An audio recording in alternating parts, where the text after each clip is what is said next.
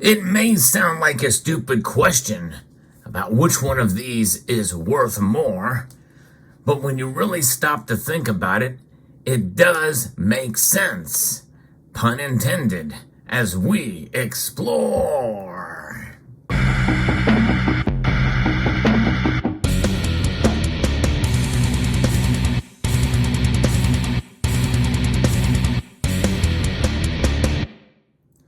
I think it is a good exercise to ponder this question, especially with regards to our money. Money affects our daily lives, and I think we must first come to an idea of what money is. And it is a very debatable term and definition, especially in this community, because most of us feel that what you're looking at on the screen is not money at all, but rather currency.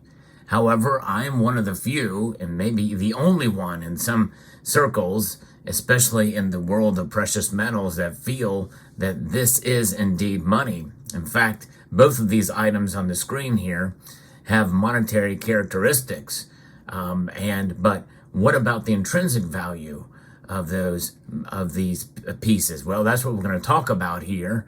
But we also have to understand that even amongst these objects, there is some value that transcends the denominations that are printed on or stamped on these items. We're going to talk about that in a moment, but there's two types of money generally. There is unsound money and there is sound money. And that is where I want to start here, because I think it's fascinating to see what makes things worth what they are. And that is part of what it is. What is the difference between sound money and unsound money? Well, it's the store of value and the shift and the constants of it between one and the loss of it in the other.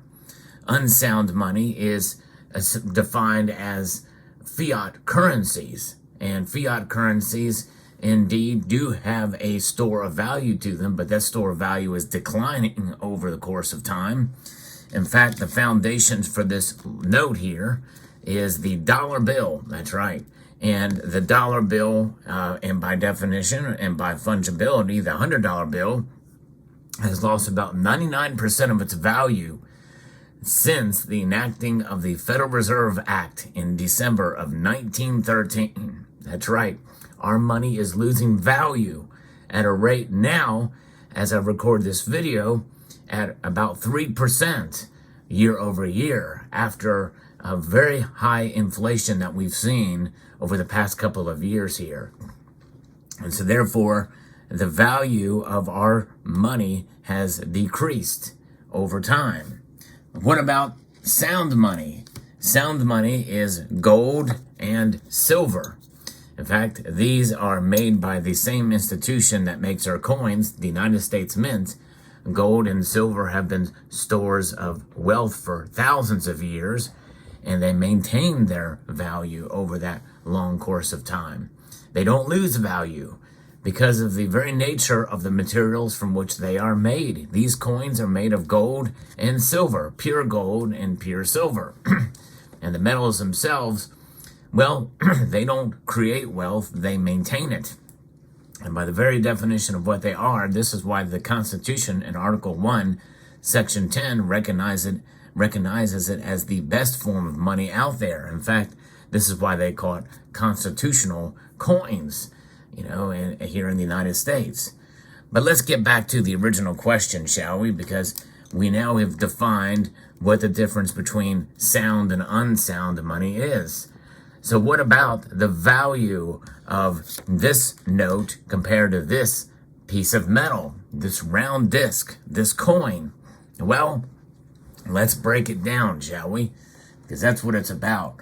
We want to see the difference in it. We want to see what the intrinsic value is of these. And part of that also makes us have to wonder about what it takes to actually create these. Well, the manufacturing cost of these. The $quarter here has a manufacturing cost of about 11 cents. It costs about 11 cents to make this coin. And it is comprised of 8 0.33% nickel, and it's 91.67% copper. And that gives us about 6 cents worth of metal in this coin.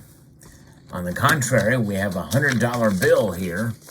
And in terms of the general consensus of what it takes to make this, it's about 8.6 cents to make it, which involves, cutting the currency, cutting the paper out for this specific size, running it through all the different processes, and the general ink that it takes to produce this. The colors and the fabrication of it, and the ink cost. But then you also have security features. So about 8.6 cents to make this, and then another couple of cents for a total of 12 cents if you include all of the shifting security features that you see here, and other special inks and materials in it that provide a pretty good level of security for these notes. And by the way, this is not made of paper at all. It is made of 75% cotton and 25% linen. So what about the paper cost? What about the ink cost? What is that actually worth?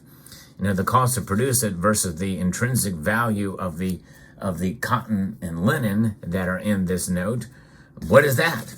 Well, I really couldn't find much on it, so I don't know. It's not much. It's certainly not 6 cents, that's for sure. Paper or cotton and linen has a much less value than metal. There's no question about that by all measures. So therefore, when you talk about what is worth more, it is the quarter. Because when you think about it, if you take that 8.6 cents to make this bill without the security features, well, you've got this, a $1 bill. So the intrinsic value between these two is negligible. In other words, it's not much. It's a couple of cents for the security features when it's all said and done. So when you think about that, it is the fiat designation that gives these value above and beyond the materials from which they are printed.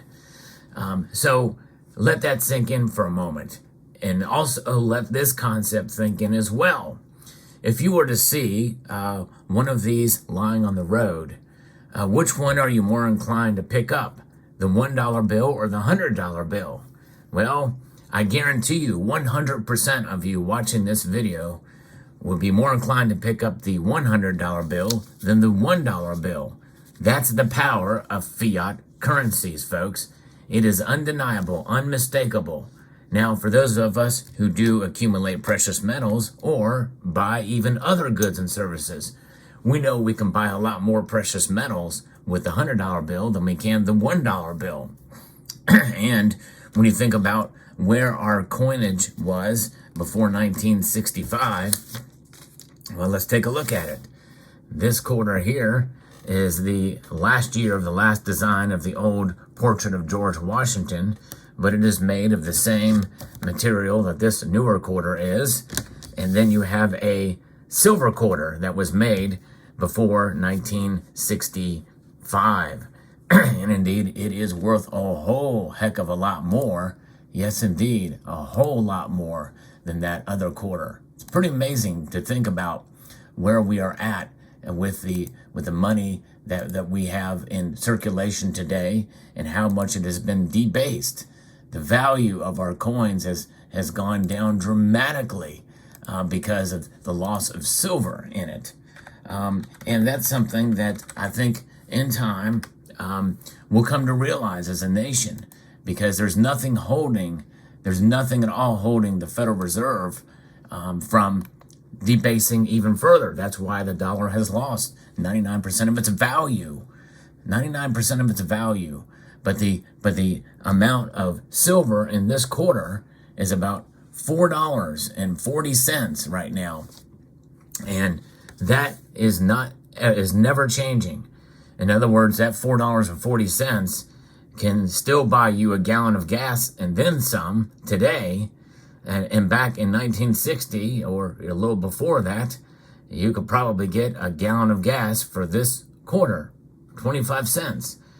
So when you think about that, It's the intrinsic value of the metal contained therein that gives it value. Copper, though, the copper that is in this coin is still worth something. This is 91.67% copper. It's a lot of copper, and there's some value to that. And there's something to be said for that. Copper as a metal has been used in coins more frequently and for longer than any other metal out there. And so I think that is a pretty fascinating concept when you think about that in a sense today we still do have some value in our coins, at least, not so much in our quote paper money or our cotton linen money, rather, if you want to be specific about it. But I think it's pretty amazing. And this is why I believe in sound money. Sound money, gold and silver, will surpass currencies, fiat currencies, and no question, and no doubt. Yes, indeed. So there you have it. Let me know what your thoughts are about this video, about the idea of the worth of our currency and our coins.